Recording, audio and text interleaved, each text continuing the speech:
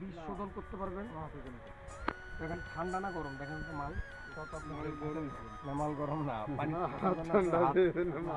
পানিতে ভরার জন্য শুকনো হাতে দিলে বুঝতে পারবে, ওখানে দিলে বুঝতে পারবে। হ্যাঁ, ট্রাইকোডার্মা অ্যাসপারাগাম তো দিলাম। বায়োডার্মা না, এটা আমি আপনাকে বলি, পৃথিবীতে যত ডার্মা আছে তার মধ্যে আমাদেরটা আপডেট লেটেস্ট ভার্সন, এটা ট্রাইকোডার্মা অ্যাসপারাগাম।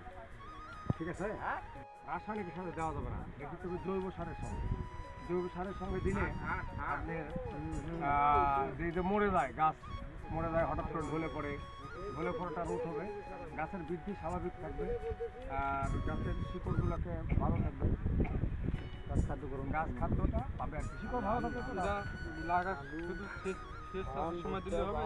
প্রথমত আমরা বলবো মাটি শোধন করা, মাটি না তারপরেও আছে দিতে পারবে।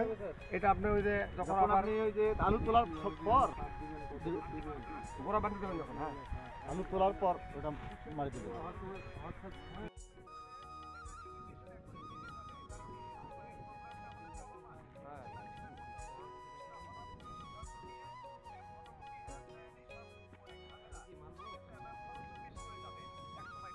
অলরেডি যাচ্ছে।